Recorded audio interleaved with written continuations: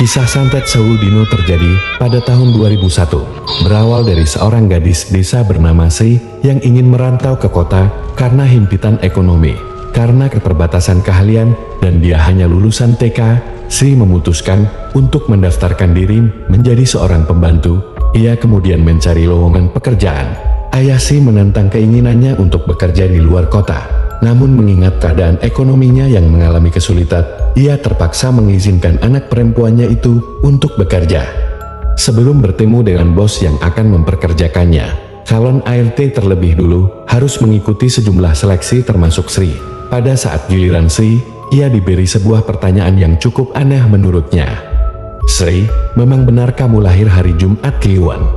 Sri mendengar pertanyaan itu, awalnya kaget, namun dengan tergagap, Sri bisa menjawabnya. Memang benar, ia lahir di hari Kliwon, tapi dia tidak tahu bila hari itu hari Jumat. Orang yang menanyakan Sri tersenyum, seakan ia menemukan apa yang ia cari. Lalu kemudian, ia membawa Sri ke ruangan yang lebih besar dan lebih luas. Ia diminta untuk menunggu. Di sana sudah ada dua orang yang sudah duduk lebih awal. Selama berjam-jam, Sri menunggu di sana. Ia lantas mengobrol dengan dua orang yang duduk itu. Namanya adalah Dila dan Dini, usianya tidak jauh dari Sri, masih muda, dan belum menikah. Entah sampai mana mereka bicara, tiba-tiba si pemilik jasa memanggil salah satu dari mereka. Dila adalah orang pertama yang dipanggil, disusul dengan Dini. Kini tinggal Sri sendirian yang duduk di ruang tunggu.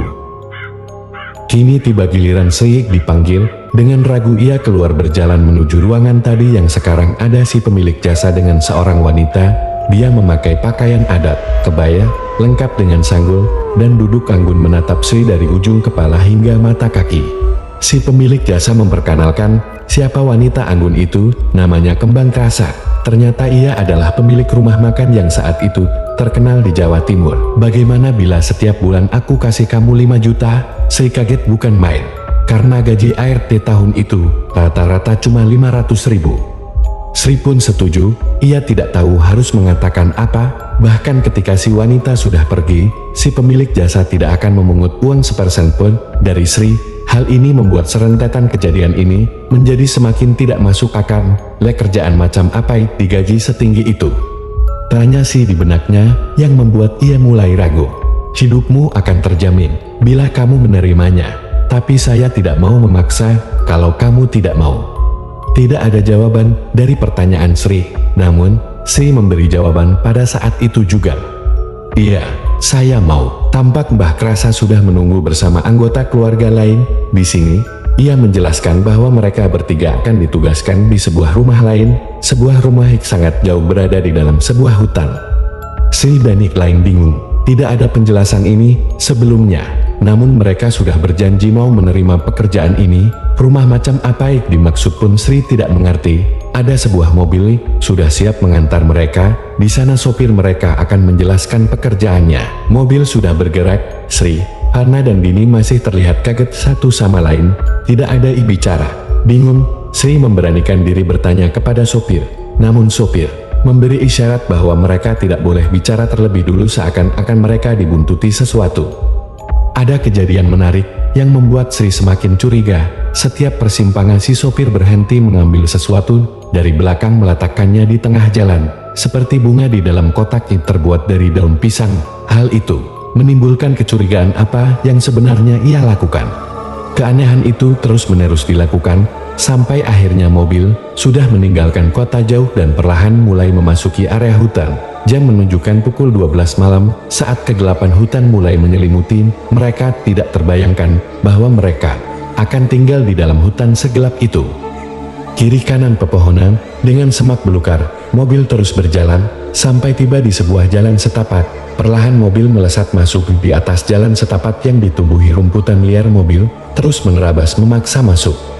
Sri dan yang lain mulai merasa tidak nyaman dengan ini. Setelah jauh masuk ke dalam hutan, mobil berhenti di sebuah semak dan pohon yang tidak lagi bisa dilalui mobil. Ada kejadian aneh, di mana ada satu pohon yang tidak terlalu besar tumbang begitu saja. Si sopir keluar dari mobil, menyingkirkan pohon tumbang itu, dan dari sana ada jalan. Setelah melewati jalan yang naik turun, mereka sampai di sebuah rumah gubuk terbuat dari kayu yang disusun serampangan atapnya tidak terlalu tinggi. Terlihat sangat kumuh, bahkan lebih kumuh dari rumah Sri. Dari sana, muncul seorang pria tua yang seperti sudah menunggu mereka semua. Tampak dari luar, bapak itu sudah uzur, bahkan caranya berjalan saja seperti kewalahan menyangga badannya sendiri. Ia tidak bicara banyak, hanya memperkenalkan namanya, Pak Ageng, katanya. Lalu ia mengajak Sri dan yang lain masuk ke rumah itu. Ia menuntunnya masuk ke kamar. Ada satu kamar yang bikin tegang. Sri dan yang lain kaget bukan main, karena tepat di atas ranjang ada sebuah peti mati dan keranda mayat. Di dalamnya ada seorang gadis muda, mungkin masih SMA. Ia memejamkan matanya, di badannya melihat nanah busuk dan garis lebam hitam. Nama saya Taji. Saya mengerti. Pasti banyak yang ingin kalian tanyakan tentang apa yang barusan kalian lihat di sini. Si pria tua itu membungkuk sebelum melangkah keluar kamar. Saat-saat kebingungan itu, Sri melangkah mundur. Ia tidak sanggup lagi melihat gadis itu, entah siapa dan kenapa ada di sini. Ia berniat mencari tahu dan bertanya langsung kepada sopir yang mengantar mereka, sampai langkahnya terhenti manakala ia mendengar si sopir berbicara. Apa gak ada yang ngasih tahu mereka pekerjaan apa yang sebenarnya dijanjikan di sini? Kok tampaknya mereka terkejut sekali.